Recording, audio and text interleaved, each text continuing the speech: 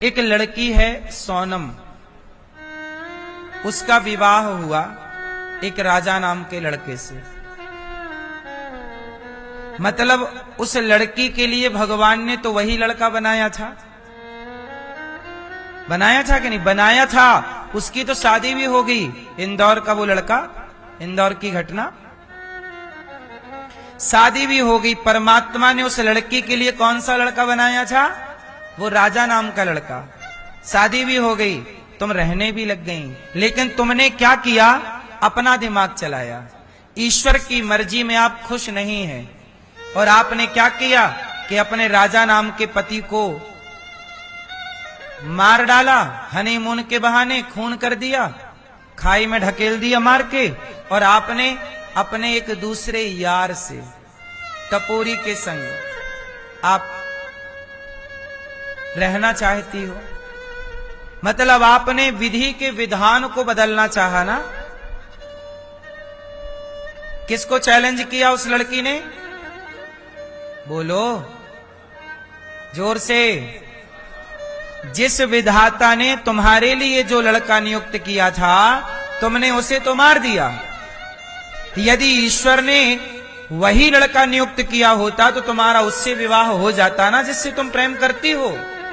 पर उससे तो तुम्हारा विवाह नहीं हुआ, तुम्हारा विवाह हुआ किसी और लड़के से। मतलब विधाता ने तुम्हारे लिए वही फिक्स किया था, पर ईश्वर की मर्जी के खिलाफ आप गई, ईश्वर को चैलेंज किया, उस लड़के को मार दिया और आप दूसरे लड़के के संग रहना चाहती। क्या हुआ? पकड़ी गई, आप जेल चली गई, आपका लोक भी बिगड़ गया और आपका परलोक भी बिगड़ गया। ईश्वर पूछेंगे कि तुमने पति की हत्या की है, तुम हत्यारन को किस लोक में, कहां तुम्हें जगह मिलेगी, ये बताओ। क्यों हुआ ये सब? क्योंकि आपने ईश्वर की मर्जी में संतुष्ट नहीं थी। ईश्वर की मर्जी में आप प्रसन्न, इसलिए कहता हूं भगवान गरीबी दे। कर्ण गरीब थे। कर्ण कैसे थे? बोलो। गरीब थे, लेकिन कर्ण को क्या बनना था? बड़ा आदमी।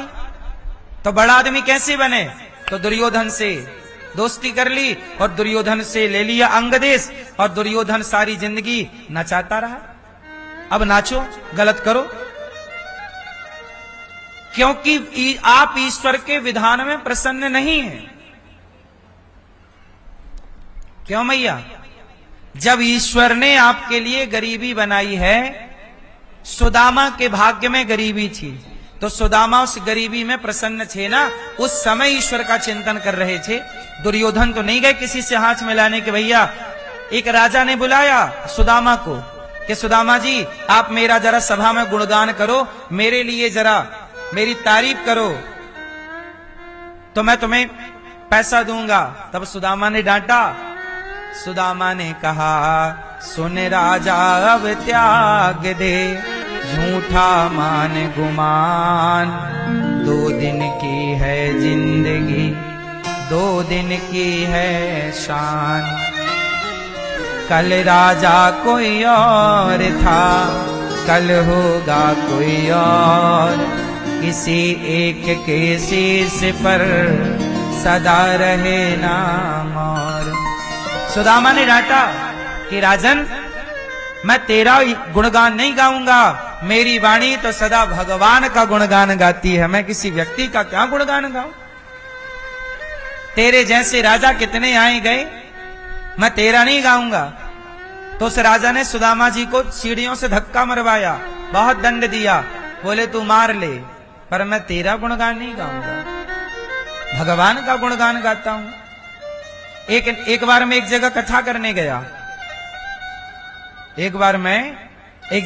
करने गया, ये दास अनिरुद्ध, तो एक नेताजी आए, तो नेताजी के चमचों ने कहा कि महाराज जी जरा हमारे नेताजी की जयकारा लगाइए आप। अरे हमने कहा नालायक गधे,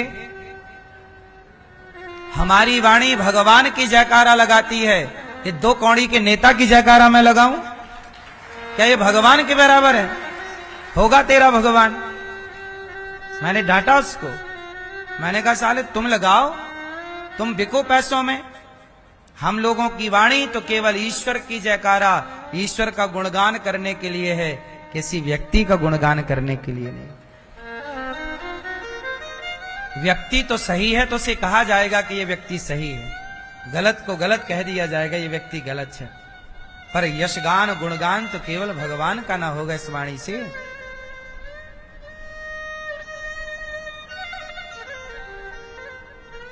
सोचिए, जब हम जैसे पापी भगवान के अतिरिक्त किसी की जयकार नहीं करते, कोई संत हो, कोई बड़ा भक्त हो तो जयकारा भी लगाई जाए। भाई साधु संतों की जयकारा लगाने में बुराई नहीं है। कोई भक्त हो, तुलसीदास जी की जय, सूरदास जी की जय, कबीरदास जी की जय, कोई साधु संतों की जय, माता पिता की जय, भाई नेताजी की जय तो नहीं होगी ना? क्यों? इसलिए जब हम जैसे लोग भगवान के अतिरिक्त किसी का यशगान नहीं करते तो सुदामा कैसे करेंगे?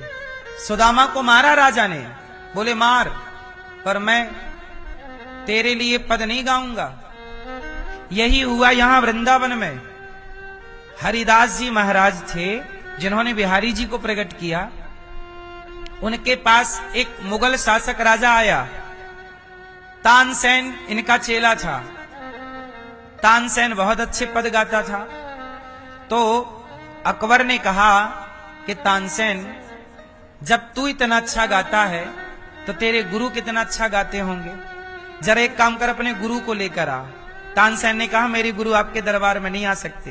बोले क्यों नहीं आ सकते? जितना पैसा चाहिए दो, गुरु को लाओ। तब तानसेन बोला नहीं, मेरे गुरु को आप खरीद ही नहीं सकते। बोले आपको दर्शन करना है तो चलो, वो नहीं आएंगे आपके पास। हरिदास जी कभी वृंदावन से बाहर नहीं जाते। अब आया राजा, कहा हरिदास जी से कि हमारे लिए कोई पद सुनाइए। हरिदास जी ने डांटा, मूर्ख, मैं तेरे लिए गाऊंगा? मैं तो केवल बिहारी जी के लिए, भगवान के लिए गाता हूं। मेरी वाणी भगवान के लिए है। तो बोला कि अच्छा आप मेरे से कुछ मांग लो। हरिदास जी बोले मूर्ख कहीं का, तेरे से कुछ मांग लूं? तेरे जैसे करोड़ों भिखारी जिसके चरणों में पड़े हैं, मुझे जरूरत पड़ेगी तो मैं उसी से ना मांग लूंगा, तेरे से मांगने आऊं?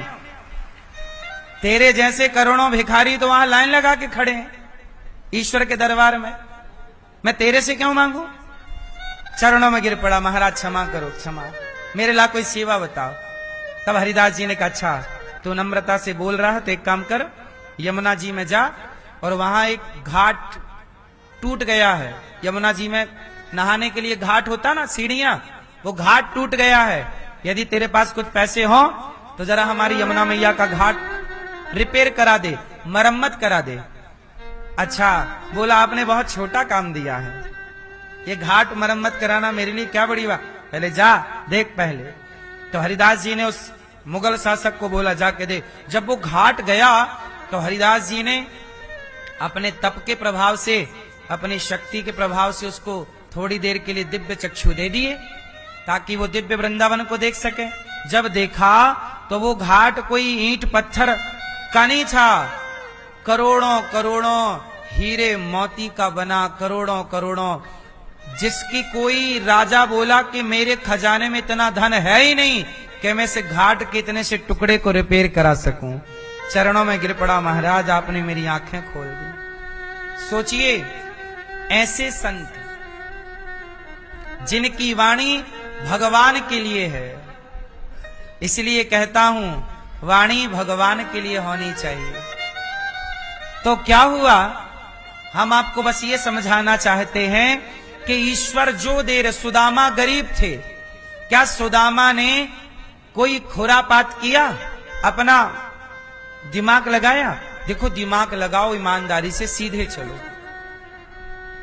जो ईश्वर ने आपके भाग्य में लिखा है, यदि आप उसे तोड़ना चाहोगे जैसे लक्ष्मण रेखा है, यदि आप रेखा को तोड़ना चाहोगे, उल्लंघन करना चाहोगे तो दुख पाओगे। उदाहरण तीसरा सुनिए। आत्मदेव जी नाम के एक ब्राह्मण थे जिनकी कथा कल हमने आपको सुनाई। उनके कोई बेटा नहीं था। एक हमारे गुरुजी एक कथा सुनाते थे, कोई सेठ थे, घटना पंजाब की है। कोई सेठ थे, उनके कोई संतान नहीं हो रही थी, तो उन्होंने अनाथ आश्रम से एक लड़के को गोद ले लिया और गोद लिया, पढ़ाया लिखाया, इतना अटैचमेंट हुआ उस लड़के से कि सारा संपत्ति उस बेटे के नाम कर दी। और जब बेटे का ब्याह किया, बहू आई, तो बेटे ने ये दोनों बुढ़ा बुढ़ी को निकाल बाहर किया, करोड़ों की संपत्ति, और दोनों बाहर निकल गए सड़क में, ना सोने की व्यवस्था ना खाने की। तब हमारे गुरुजी ने ये कथा सुनाई थी कि बेटा, वो आए, बोले गुरुजी हमारा कल्याण कैसे हो। गुरुजी ने डांटा कि विधाता ने तुम्हें बेटा नहीं दिया था तो कुछ सोच के ही नहीं दिया होगा। तुमने ईश्वर के विधान को चैलेंज किया और तुमने अपने से जाकर एक बच्चा गोद ले लिया, अब वही बेटा सब लेके तुम्हें बाहर निकाल रहा है। तुम्हारे भाग्य में इतना दुख था बेटे से, इसलिए परमात्मा ने दिया ही नहीं था, तुम्हें दुख से बचाया, पर तुमने अपना दिमाग लगाया। तो भोगो, अब भोगो फिर, ना रहने को घर है, ना खाने की रोटी है।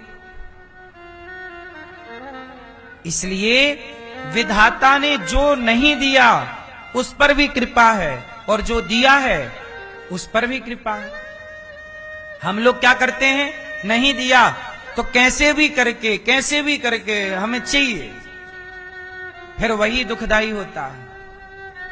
इसलिए सीधा जीवन है साहब, जो परमात्मा ने दिया अच्छा दिया, नहीं दिया अच्छा नहीं दिया। तेरे फूलों से भी प्यार, तेरे कांटों से भी प्यार।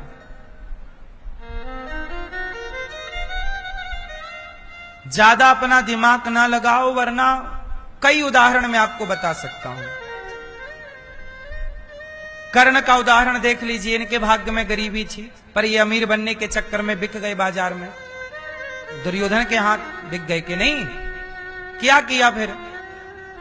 पाप में शामिल होना पड़ा, पाप की मृत्यु नसीब हुई। गुरु द्रोणाचार्य, और सुनो, गुरु द्रोणाचार्य इतने गरीब थे कि उनके बेटा अश्वत्थामा को दूध पीना था, तो उनके पास दूध तक नहीं था। तब उनकी मां आटा पानी में घोलकर, आटा सफेद होता है, पानी में घोलकर जब सफेद हो गया तो अश्वत्थामा को पिला दिया, ये कह के कि यही दूध है। तो अश्वत्थामा खुश हो गया। उस समय अश्वत्थामा बच्चा था, तो अश्वत्थामा बड़ा खुश हुआ। तो तब तक गुरु द्रोणाचार्य जी आए। गुरु द्रोणाचार्य जी से, मतलब पिता से बेटा बोला, पिताजी आज हमने दूध पिया है। तो गुरु द्रोणाचार्य ने कहा, बेटा दूध तो घर पे नहीं है, कहां से आया? बोले मां ने पिलाया। देखो ये गिलास में पीने के बाद थोड़ा बचा, तो हाथ में लेके देखा तो वो तो आटा का घोल था। इतनी गरीबी कि दूध भी नहीं पीने का, आटा घोल के पिला रही है मां द्रोणी, गुरु द्रोणाचार्य की पत्नी। तब द्रोणाचार्य जी को लगा ऐसी गरीबी सही नहीं, क्या किया जाए? मैं विद्वान हूं, मुझे धनुर्विद्या आती है, क्या करूं? मैं अपनी धनुर्विद्या बेचूं, क्या करूं? बोलो। गुरु द्रोणाचार्य के गुरु कौन है? भगवान परशुराम।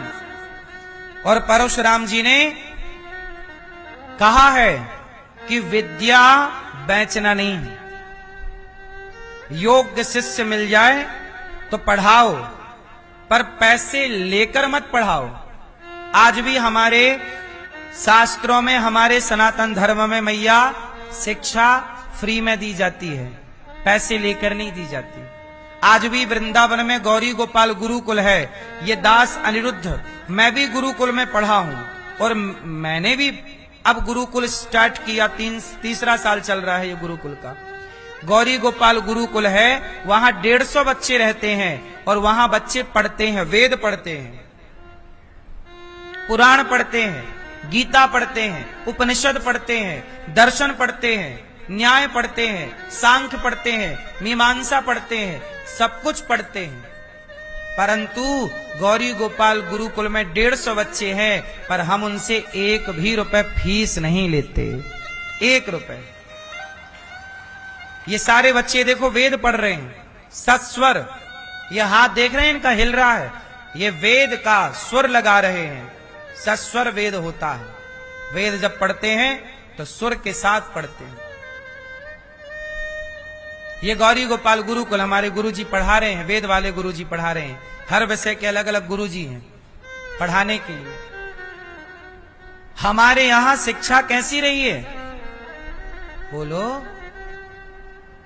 जब भगवान श्री कृष्ण गुरुकुल में पढ़ने गए तो सांदीपनी जी ने कितना पैसा लिया भगवान कृष्ण से, कितनी फीस ली बोलो?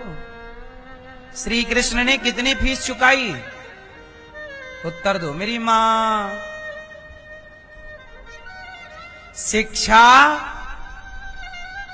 शिक्षा भारत में शुरू से फ्री थी।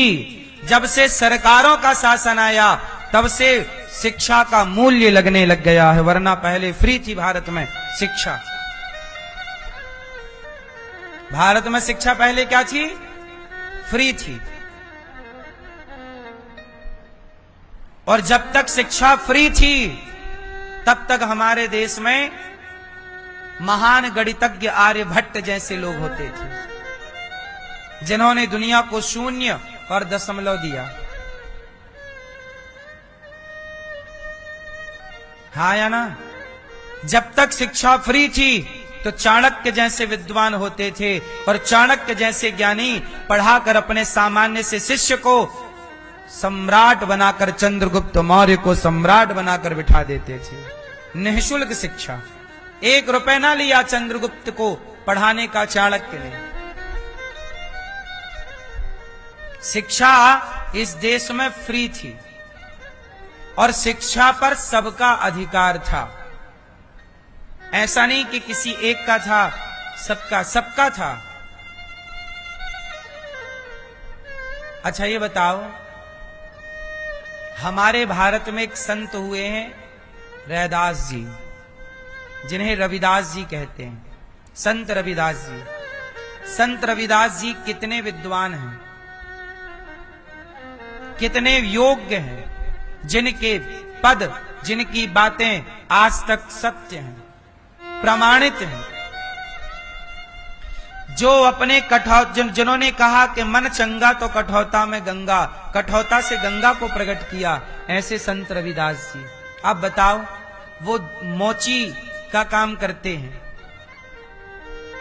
रैदास जी जूता सिलने का काम करते हैं, लेकिन वो रैदास जी इतने बड़े विद्वान के बड़े बड़े ज्ञानी आते हैं। अब बताओ, हमारे यहां शिक्षा का अधिकार सबके लिए ना होता तो वो कैसे विद्वान होते?